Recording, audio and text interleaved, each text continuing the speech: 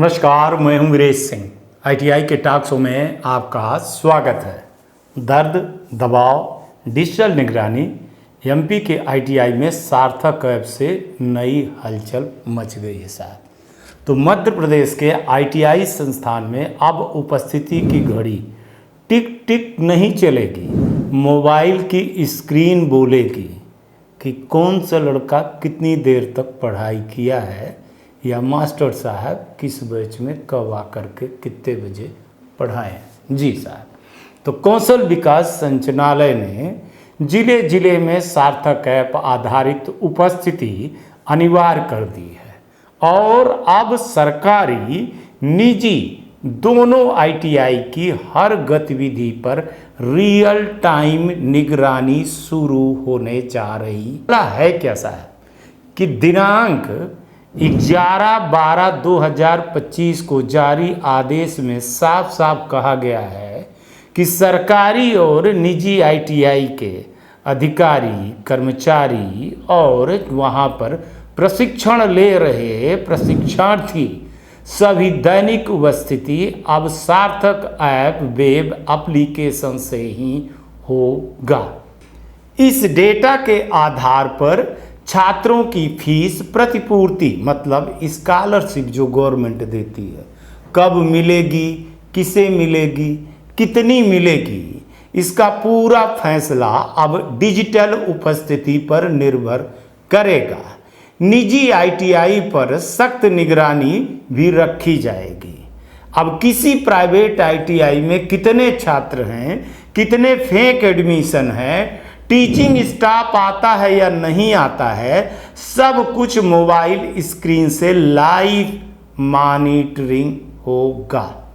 सार्थक attendance system अनिवार्य, हर दिन सुबह शाम चेक इन जरूरी होगा।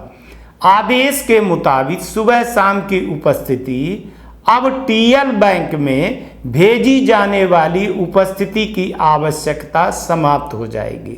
सब कुछ सार्थक ऐप से होगा। मॉनिटरिंग टीम अब बहाने नहीं सुनेगी। किस आईटीआई में कितने विद्यार्थी उपस्थित रहते हैं, कौन फेक डाटा चलाता है, कौन क्लास नहीं लेता, कौन क्लास नहीं लेता है, यह रियल टाइम में पकड़ा जाएगा। सबसे बड़ी बात है कि प्राइवेट आईटीआई की नब्ज पर ये हाथ रखी हुई है सरकार ने। इस आदेश का सबसे गहरा असर प्राइवेट आईटीआई पर पड़ेगा क्योंकि फीस प्रतिपूर्ति अब उपस्थिति लिंक से है। संस्थान अब बेनकाब हो जाएंगे, बिना स्टाफ चला रहे संस्थान पकड़े जाएंगे। 80% से कम उपस्थिति वाले संस्थान की जांच हो जाएगी। अब तक चल रही कागजी उपस्थिति का खेल खत्म हो जाएगा। जिले के कलेक्टर को मिली है शक्ति, अब कार्रवाई भी होगी। आदेश में कहा गया है कि जो आईटीआई सार्थक सिस्टम को फॉलो नहीं करेगा, जिले के कलेक्टर साहब जो है तो उस पर सख्त कार्रवाई करेंगे। ठीक है, जो आईटीआई जो है तो इस तरह की चल रही होंगी, माने मतलब ये है कि अब आईटीआई में पढ़ाई की गुणवत्ता, छात्रों की वास्तविक उपस्थिति, स्टाफ की जिम्मेदारी, सब कुछ नए सिरे से तय होगी। क्या यह आईटीआई का बड़ा सुधार है?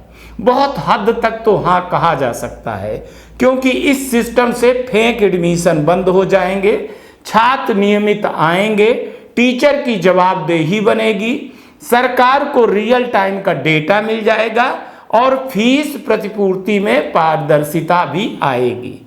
लेकिन हमारे तरफ से सवाल ये है कि आईटीआई में डिजिटल हड़कंप जो सार्थक ऐप से शुरू हुआ है, फर्जी एडमिशन और फर्जी उपस्थिति को लेकर के, तो इसमें सरकार ने क्यों यह सख्ती किया है? किन आईटीआई पर यह ज्यादा खतरा होगा? छात्रों की फीस अब कैसे जोड़ेगी उपस्थिति से? क्या इससे आईटीआई सुधरेंगे या फिर नया विवाद खड़ा हो जाएगा या जिले के कलेक्टर को कार्रवाई की खुली छूट मिल जाएगी? ये थोड़ा सा हमारा सवाल है। अब इसको सवाल का जवाब भला कौन देगा, देखना पड़ेगा लेटर वेटर लिख करके या फिर आरटीआई लगाना पड़ेगा। तो ITI में डिजिटल हल्ला बोल होने वाला है। सार्थक ऐप से फर्जीवाड़ा खत्म हो जाएगा। अब ITI में सख्त निगरानी होगी। अब में एक सवाल और खड़ा होता है कि असली सुधार होगा या फिर ये प्राइवेट ITI वाले नया विवाद कुछ खड़ा कर देंगे। ये सिस्टम ITI को अनुशासन में तो लाएगा। कई संस्थान इसे बोझ भी मान रहे हैं। सवाल उठ रहा है कि क्या सभी ITI के पास डिजिटल सुविधाएं हैं? क्या कमज़ोर नेटवर्क वाले क्षेत्र संभाल पाएंगे? क्या उपस्थिति आधारित फीस छात्रों पर दबाव बढ़ाएगी? सवाल ये नहीं है कि डिजिटल उपस्थिति लागू होगी या नहीं। सवाल ये है कि ITI सिस्टम में इस पारदर्शिता को कितनी ईमानदारी से निभाएगा। आप बता सकते हैं कि यह कदम जो है तो सुधार है या फिर नया विवाद खड़ा करेगा। कमेंट करके ज़रूर बताइएगा। मैं हूं वीरेश सिंह, फिर मिलूंगा एक नई रिपोर्ट के साथ। ITI टॉक्स शो ITI की असली आवाज़ है शायद, और इस तरह के मुद्दे हम ले आते रहते हैं। बाकी मर्जी आपकी, ITI आपकी है। हमारा काम है न्यूज़ दिखाना और अवेयरनेस करना। सच की आवाज़ मतलब ITI टॉक्स शो। आज तक के लिए इतना ही। कल आएंगे तो फिर एक नए रिपोर्ट के साथ जब मिलेंगे, तब तक आप लोग अपना ध्यान रखिए और आसपास सफाई रखिए, गाड़ी धीरे चलाइए, हेलमेट पहनिए, अगर कार चलाते हैं तो सीट बेल्ट लगाइएगा। और एक चीज़ और कह रहा हूँ, स्वदेशी अपनाइएगा। आज से स्वदेशी चीज़ ज़रूर खरीदिएगा।